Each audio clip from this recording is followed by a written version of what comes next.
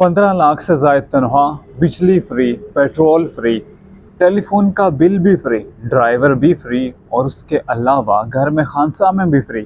ये सब होने के बावजूद भी क्या आपको लगता है कि आप कभी अपने मुल्क से गद्दारी कर पाएंगे, या फिर जो आपको ओहदा सौंपा गया है क्या आप उससे कभी बेईमानी कर पाएंगे? बिल्कुल भी नहीं। लेकिन इस सब के बावजूद भी हमारी अदलिया में कुछ जजेस ऐसे हैं जिन पर ये इल्ज़ामात लगे। किसी पर सच साबित हुए तो किसी पर झूठ साबित हुए, मगर अभी जो सूरत हाल है, 2 जजेस के इस्तीफ़े आए सामने और 2 जजेस के इस्तीफ़े आने के बाद ये बात ज़ेर बहस है कि जजेस इस्तीफ़े देकर चले जाते हैं तो क्या उसके बाद उन पर कोई कार्रवाई होती है? मगर हाँ, इससे कबल जिन जजेस ने इस्तीफ़े दिए उनके ख़िलाफ़ कोई कार्रवाई तो नहीं हुई, लेकिन अब ये लगता है कि कार्रवाई होगी। अब अगर हम बात करें कि पाकिस्तान में इससे पहले सुप्रीम जुडिशल कौंसिल में किन जजेस के ख़िलाफ़ कार्रवाई की गई और उन्होंने इस्तीफ़ा दिया, मगर इस्तीफ़े देने के बाद क्या उनके खिलाफ़ कोई कार्रवाई हुई? तो नहीं। जी हाँ, पाकिस्तान के आर्टिकल 209 के तहत उन जजेस के ख़िलाफ़ भी कार्रवाई हो सकती है जो कोई भी करप्ट प्रैक्टिस में मुर्तकब होने के बाद इस्तीफ़ा दे देते हैं। तो पाकिस्तान में इससे कबल किसी भी जज के ख़िलाफ़ कोई भी कार्रवाई नहीं की गई, मगर सुप्रीम जुडिशल कौंसिल ने हाज़िर सर्विस जजेस के ख़िलाफ़ कार्रवाई की है, क्योंकि पाकिस्तान में जो हाज़िर सर्विस जजेस होते हैं उनके ख़िलाफ़ सिर्फ कार्रवाई सुप्रीम जुडिशल कौंसिल कर सकती है। मगर अगर हम बात करें कि रिटायर होने के बाद कौन सा इदारा जो है वो किसी भी जज के लिए कार्रवाई करेगा, किसी उसके ख़िलाफ़ कार्रवाई करेगा, तो वो नैब का अदारा हम कह सकते हैं। मगर नैब ने आज तक किसी भी जज पर कोई हाथ नहीं डाला। तो अभी जब जस्टिस मुज़ाहिर नकवी साहब का इस्तीफ़ा आया है सुप्रीम जुडिशल कौंसिल का फ़ैसला आने से पहले, और फिर उसके बाद जो जस्टिस एजाजुल एहसन है, इन 2 जजेस के इस्तीफ़े आए और अब कहा यह जा रहा है कि क्या अगर इनके ख़िलाफ़ जो केसेस खुले हैं, इस वक्त तक जस्टिस एजाजुल एहसन के ख़िलाफ़ कोई भी केस नहीं है।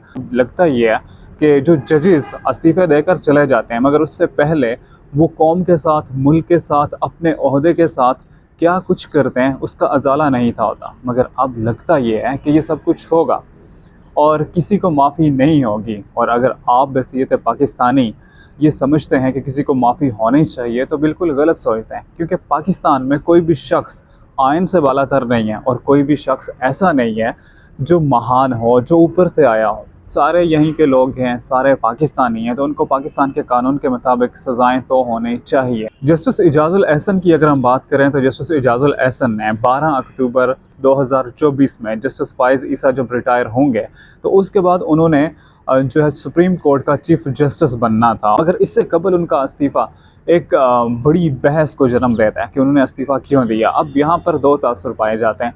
नंबर 1 ये कि क्या वो बंदयाल ग्रुप से ताल्लुक़ रखते थे जिन्होंने इमरान खान को बहुत अच्छी तरह से फैज़याब किया, और अब जब उन्हें लगा कि अब उनकी नहीं चलने वाली और अब चूँकि जो वन मैन पावर है वो भी छीन ली गई है एक सुप्रीम कोर्ट के चीफ जस्टिस ऑफ पाकिस्तान से, तो फिर उसके बाद क्या उन्हें अपने लिए कुछ ख़तरा महसूस हुआ और कहा यह जा रहा है कि इससे कबल कि उनके ख़िलाफ़ कोई केस आता, कोई दरख्वास्त आती, और सुनने में ये आया कि 200 सफ़ा से ज़्यादा पर मुश्तमिल एक दरख्वास्त जो है वो उनके ख़िलाफ़ आने को रही, मगर उन्होंने इससे कबल ही इस्तीफ़ा दे दिया। तो अब यहाँ पर ये जो तासुर पाया जाता है कि या तो वो बंदयाल ग्रुप से ताल्लुक़ रखते थे, और दूसरी बात ये है कि उन्होंने इस्तीफ़ा क्यों दिया, कि उन्होंने इस्तीफ़े की कोई वजह नहीं बताई। और अब अगर हम बात करें कि उनके इस्तीफ़े पर क्या रीज़न हो सकती है, तो मल्टीपल रीज़न्स हो सकती हैं। या तो कोई केस आने वाला है जिसका वो सामना नहीं करना चाहते और उससे पहले वो इस्तीफ़ा दे चुके हैं, मगर अगर वो सच्चे हैं, अगर कोई भी जज सच्चा है, इनके ख़िलाफ़ आने वाले केसेस झूठे होंगे तो इनको सामना करना चाहिए। सुप्रीम जुडिशल कौंसिल अगर इनके ख़िलाफ़ फ़ैसला दे भी देती है तो फिर इनको सुप्रीम कोर्ट में रिव्यू करना चाहिए, जैसा कि जस्टिस शौकत सिद्दीकी जो हैं उन्होंने किया। उनको सुप्रीम जुडिशल कौंसिल ने मुअत्तल कर दिया था, उनकी सर्विसेज ख़त्म कर दी थी, उनसे इस्तीफ़ा ले लिया गया था, और फिर अभी ये कहा जा रहा है कि उनका जो रिव्यू पिटीशन है वो चल रही है और फिर उनकी जो अपील है उस पर समाअत हो जाएगी। उन्हें ये यकीन दहानी कराई गई है कि उनकी सारी मराद जो हैं वो बहाल हो जाएंगी। और आपको पता है कि कोई भी जज पाकिस्तान में जब रिटायर होता है उसके बाद उसकी पेंशन वही होती है जो उसकी मौजूदा तनख्वाह होती है, लेकिन यानी कि रिटायर होने के बावजूद भी वो तमाम मराद मिलती रहती हैं ताहयात जब तक वो जज ज़िंदा रहता है।